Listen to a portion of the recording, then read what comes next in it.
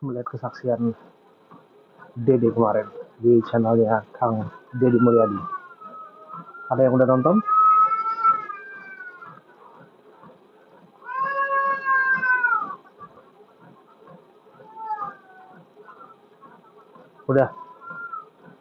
Sudah.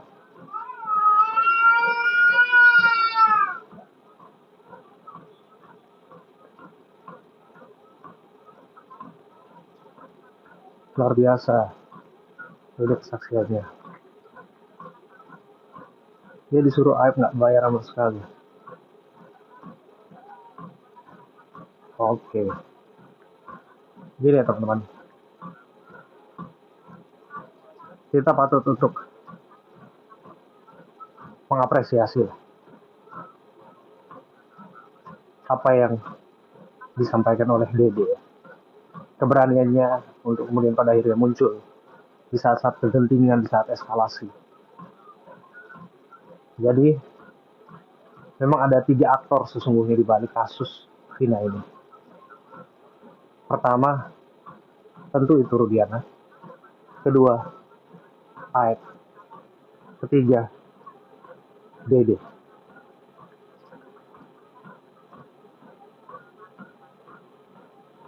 Kedengeran nggak ya suara saya? Kedengeran nggak teman-teman?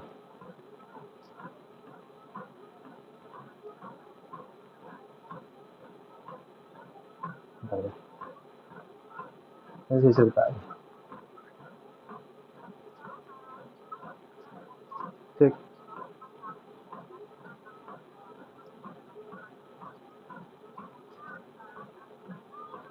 Cek. Loh, apa ya kon? Masih bisa kedengaran nggak suaranya teman-teman? Orang kesurupan juga pelaku. Ya, itu saya nggak punya analisis ke kesurupan itu dan lain sebagainya ya. Tapi yang jelas dalam BAP 3 nama ini memang menjadi nama yang menjadi kunci. Termasuk kemudian nama Pak Pasren dan juga nama Kavi ya, kawan-kawan. Jadi kalau kita tambahkan 5 lah. Oke. Tapi rangkaian peristiwa ini memang dimulai dari 3 nama ini, teman-teman. Pertama, Ibtu Rudiana. Kedua, itu Aib. Ketiga itu Dede. Jadi, kalau kita kilas balik lagi apa yang terjadi di tahun 2016 tanggal 27 Agustus itu. Peristiwa ketika ditemukannya jenazah Vina dan Eki. Di situ tuh disebutkan awalnya kecelakaan. Jadi hampir semua warga Cirebon tahu itu bahwa itu adalah kecelakaan. Kecuali kita nggak tahu ya ada saksi-saksi yang melihat ataupun saksi yang mendengarkan gitu ya. Karena kalau ditanya waktu awal-awal peristiwa itu orang tahunya wah ada laka gitu. Ada 2 korban yang ditemukan di dekat flyover Talun. Jadi ini fix ya teman-teman bahwa TKP yang ada di dalam film, yang digambarkan di dalam film itu berbeda. Itu kita konfirmasi awalnya kan ke Suroto. Mungkin teman-teman tahu tuh, melihat wawancara saya ke Suroto. TKP-nya adalah di dekat tiang yang tengah itu, dan lokasinya juga di situ. Oke. Kemudian Pak Rudiana disebutkan merasa curiga, kawan-kawan. Kenapa ini? Apa yang janggal, apa yang dirasa janggal gitu. Nggak tahu apakah ini berbarengan juga dengan aksi kesurupan itu, kawan-kawan. Jadi diceklah ke TKP, dilihat 500 meter ke kiri, 500 meter ke kanan. Dan disitulah dia katanya mulai mencari informasi. Nah, ketika dia mulai mencari informasi, dia terkoneksi dengan Aib. Nah, saat dia terkoneksi dengan Aib, disinilah patut diduga ya, sekali lagi, patut diduga, disinilah terjadi semerautnya kasus ini. Yang mana Aib tiba-tiba muncul sebagai saksi auditu, saksi yang seolah-olah digambarkan melihat dan mendengarkan gitu. Mulai dari pelemparan batu, pengejaran, kemudian ya sampai ya terakhir ditemukan lah. Pada akhirnya ada jenazah Vina dan Eki. Nah, saya melihat di sini peran Dede hampir nggak ada sebetulnya. Sampai pada akhirnya Dede diajak ke kantor polisi waktu itu. Terus terang kan ini pasti ada percakapan lah antara Aep dan Dede. Sampai pada akhirnya apa yang mendorong dia untuk mau menyebutkan nama-nama orang-orang itu. Nama-nama jelasnya, siapa-siapa saja, sepeda motornya apa gitu. Dan ternyata di luar dugaan ya, ada sebutkan diduga ya peran itu Rudiana di sana. Ini semakin menarik ya, ini babak baru kasus ini. Dan sekarang sorotan mata semua tertuju ke itu Rudiana. Nah, sesungguhnya saat seperti ini, saatnya untuk muncul ke publik. Ini, kalau itu Rudiana belum mau muncul, Aep dulu yang muncul. Kenapa?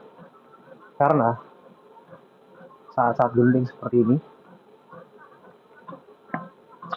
dua orang ini akan menjadi orang yang most wanted, paling dicari.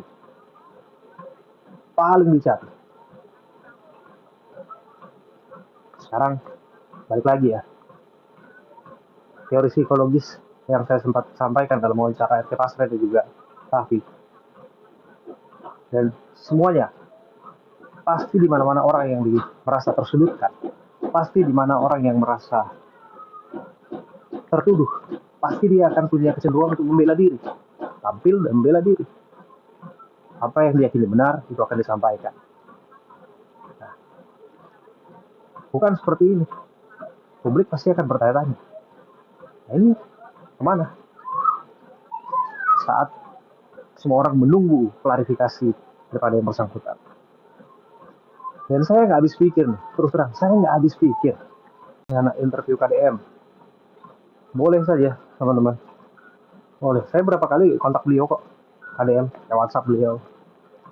Saya dan KDM, dia punya nomor saya punya nomornya. Teman-teman, saya mau wawancara KDM. Cuman beliau kan mungkin dalam keadaan yang sibuk ya, berbagai kesempatan. Tapi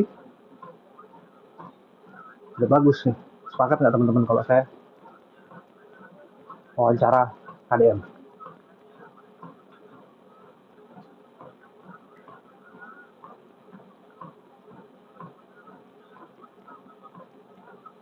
Sepakat, setuju.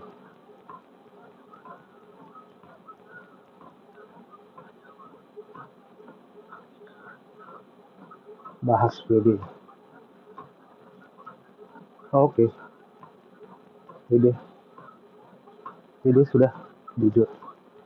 Nah, keterangan Dede ini hanya akan bernilai kalau ini disampaikan di hadapan penegak hukum, dan akan bernilai ketika ia juga dihadirkan di dalam memori PK pengadilan Saka Fatal. Kita kawal.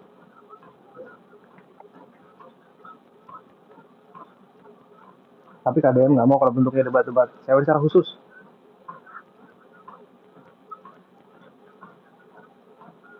Silakan. Saya juga memahami kalau KDM kan memang dalam posisi pasti ya nggak mau lah berdialektika. One on one kita siapkan. Irfan bilang kenal itu pidana.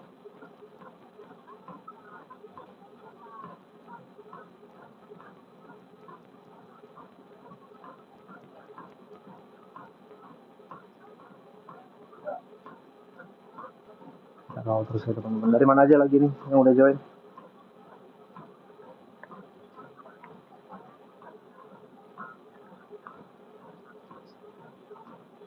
Jember.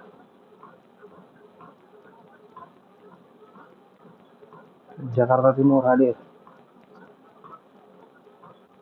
Bengkulu.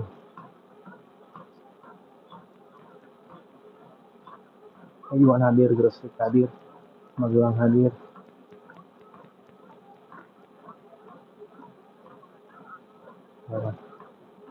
Magelang, Kalimantan hadir. Papua Barat hadir, Kalimantan hadir, Tuban hadir. Karawang, Hong Kong, kawan-kawan. Semangat terus, kerja migran. Konawe, Sragen. Telur asin Brebes hadir, Bang. Jangan lupa bawang Brebes juga. Kalau interview Rudian susah pasti ya. Gak ada yang susah. Kita nggak akan berhenti. Nggak akan berhenti perjuangan. Dia harus segera muncul. Gila ya. Teman-teman, jangan mau terkecoh ya, ini saya mau sampaikan. Kalau dalam seperti ini, kondisi seperti ini kan seolah-olah Ibtu Rudiana kan muncul dan mewakili instansi kan. Seolah-olah satu itu Rudiana mewakili seluruh instansi Polri yang ada di Republik ini. Salah itu teman-teman. Salah. Saat ini status Ibtu Rudiana sebagai terlapor. Saat ini banyak tudingan mengarahkan kepadanya.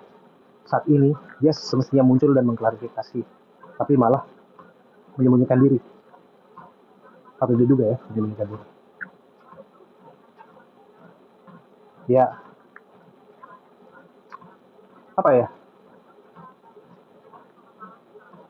Ya jangan dengan mengambil sampel itu Rudiana kita menjelek-jelekkan satu institusi Polri ya teman-teman. Jangan terkecoh, jangan.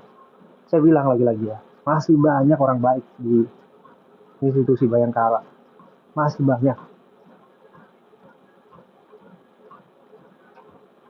Makanya kita tunggu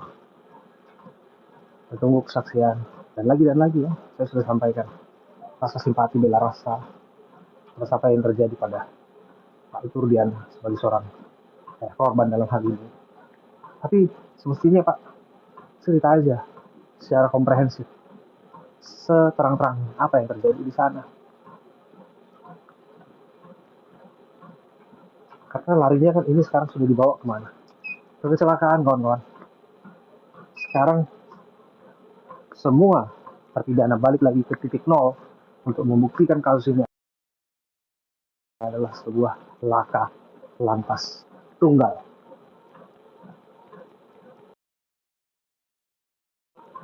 Ada saksi yang bilang nggak mungkin, ada saksi yang bilang mungkin. Ya diuji di pengadilan.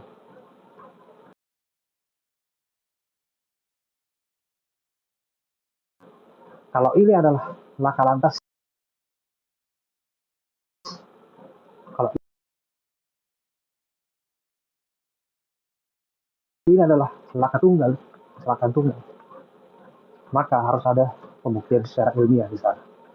Dan kalau ini laka lantas kawan-kawan, nggak ada jalan lain, ada kata terbukti selain membebaskan para terpidana. Tapi kalau memang ini adalah pembunuhan, maka harus dicari pelaku sebenar-benarnya. Para terpidana punya alibi, dan mereka juga harus membuktikan alibi itu. Nah, kita akan lihat semakin seru ini. Babak baru semakin seru. Peggy sudah usai, nampak babak barunya adalah sidang kita.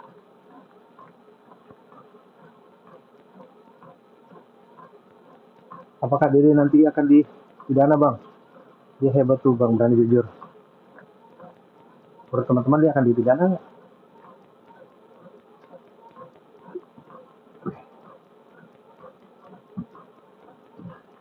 Selama dia menyampaikan kebenaran, saya rasa nggak lah.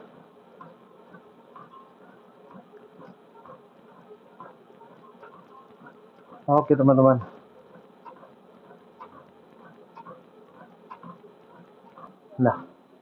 Ini dia nih, saya balik lagi ya, dalam pengadilan yang saya bilang, pengadilan oke, ini pengadilan tertutup karena memang peranatanya, karena memang tata acaranya seperti itu, dugaan pembunuhan dan pelecehan seksual yang mengaitkan anak di bawah umur, apalagi ada bagian di sana juga terduga pelaku terdakwa waktu itu juga anak di bawah umur, dengan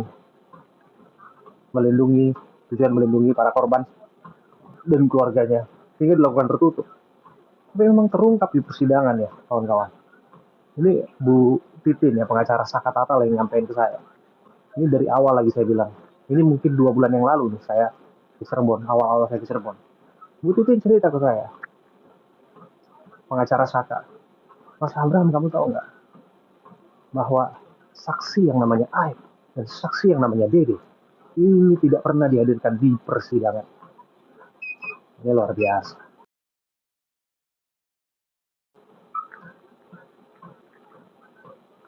Ini tidak pernah dihadirkan di persidangan. Bagaimana mungkin? Terima kasih ya. Bagaimana mungkin kasus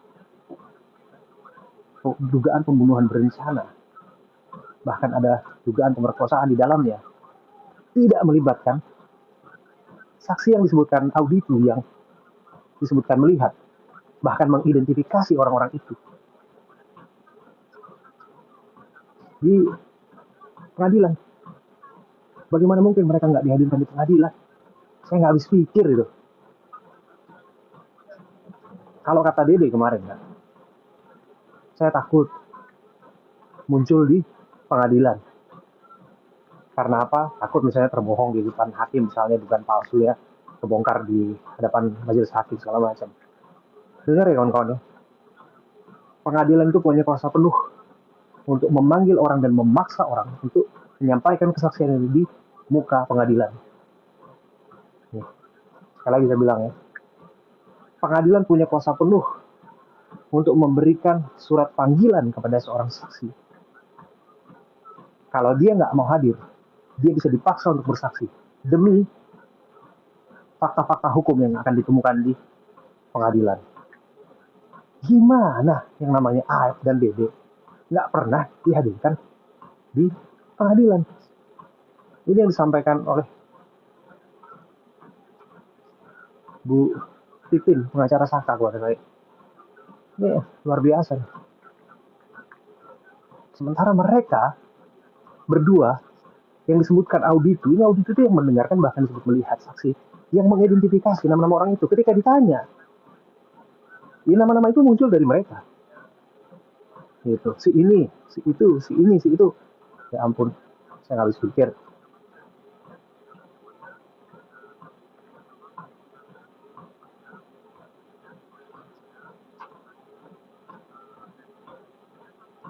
Itu dia teman-teman. Jadi kita semakin terbuka nih sekarang. Oke, orang main terus. Sekarang, kalau udah seperti ini, apakah dirasa bernilai kesaksian Aib? Kesaksian Aib, bukan Aib, sorry. Apakah apakah ini mempunyai nilai pembuktian kesaksian Dede? Dia barangkali ini akan diperdengarkan di mana? Di sidang PK. Semoga masuk dalam memori PK-nya acara Saka Tatal. Tapi yang jelas, semestinya Aib dan Dede itu diperdengarkan keterangannya di muka pengadilan normal.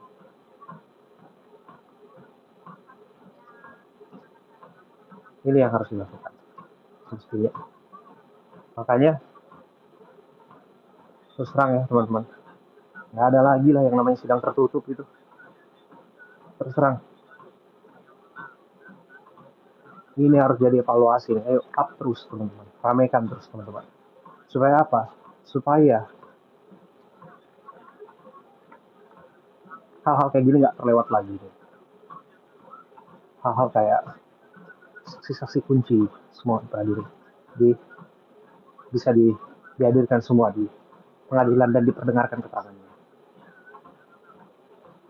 Dan misalnya nanti akan bisa dihadirkan juga ahli-ahli untuk mengoreksi dan mendeteksi apakah para saksi ini menyampaikan kesaksiannya betul-betul sungguhnya sesuai dengan fakta atau jangan-jangan ada unsur rekayasa. Kalau dari apa yang disampaikan Dede di Kang Dedi, ada unsur rekayasa ternyata di dalamnya kan. Ini nih. Tapi lagi dan lagi ya teman-teman. Lagi dan lagi. Ini kesaksian ini kuat. Kuat kesaksian ini. Siapa-siapa saja saksi-saksi yang sudah mencabut keterangannya dan mencabut BAP-nya, ada banyak dalam kasus ini. 1. Liga Akbar. 2. Liga Akbar yang katanya juga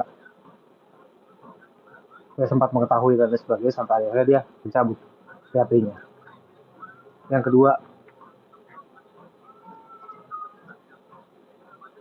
Pramudia Teguh. Saksi-saksi yang disebutkan pada akhirnya mengakui dan meyakini bahwa para terpidana ada di kediaman RT Pasren. Yang ketiga, nah ini Dede gitu. Dan di pusaran nama-nama ini patut dipertanyakan siapa yang menjadi aktor, siapa yang menjadi pengatur skenario semua ini. Kita kawal terus.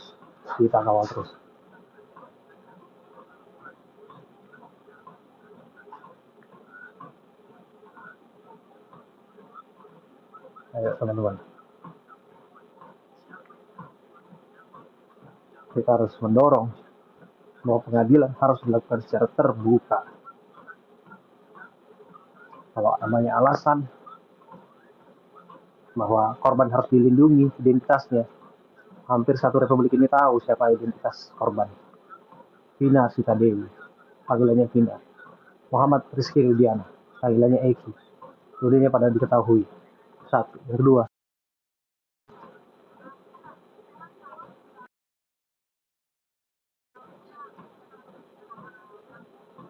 Sakatata yang waktu itu masih di bawah umur, semua orang juga tahu. Kalau materi dengan pokok pemeriksaan kaitannya dengan ketidakpantasan membahas muka umum dugaan pelecehan, dugaan perkosaan di dalamnya, bisa gimana di mute, bisa ditutup hanya pas bagian itu saja, nggak apa-apa. Tapi dari awal sidang ini semestinya terbuka. Maka saya lagi-lagi ya konsisten. Saya dari awal konsisten ya teman-teman. Semoga perjuangan kita ini benar-benar terwujud. Sidang harus dibuka. Ini saya nggak tendensius, tapi saya katakan ya teman-teman ya, sebagai praktisi media, sebagai pers, saya mendukung pengadilan seharusnya dilakukan secara terbuka. Semoga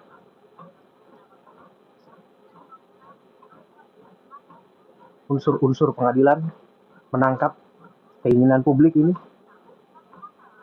Ramein terus teman-teman, supaya publik tahu bahwa ada dorongan pengadilan dilakukan secara terbuka. Kalau saya ditanya sih,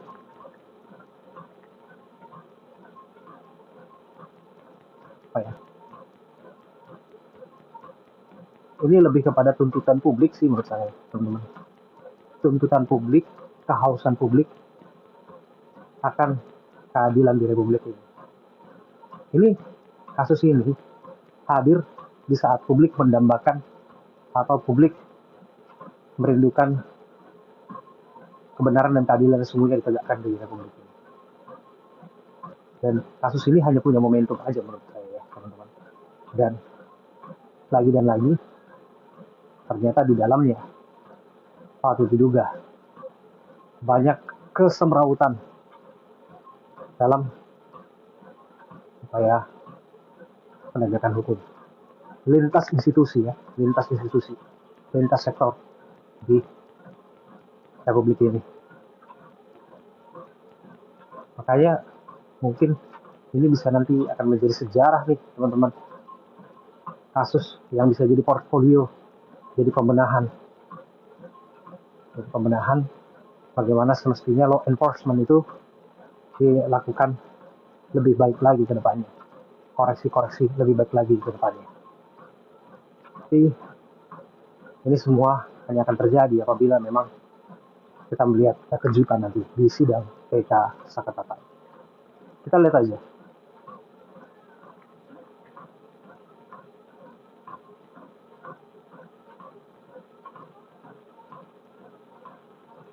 Dan menariknya kan, kita bahas kasus ini hampir juga tidak mendapatkan perhatian juga kan dari anggota dewan misalnya. Anggota dewan ada beberapa yang memberikan komentarnya, tapi ya, nggak menjadi materi yang dirapatkan secara khusus.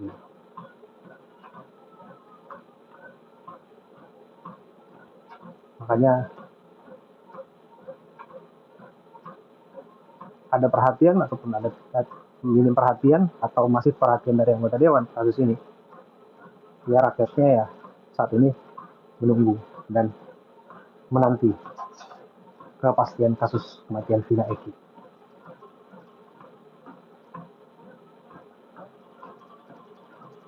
Yang naikkan Jaka, kakaknya Sakatata ada nggak? Lagi live ya?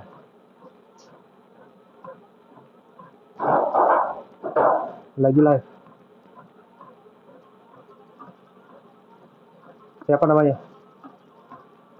Siapa namanya? Di TikTok. Ini ramen terus teman-teman, ramen. Jaka Putra.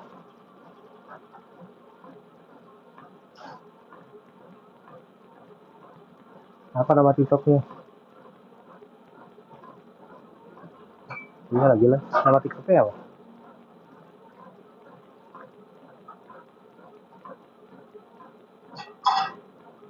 Sudah hadir. Thank you Dubai.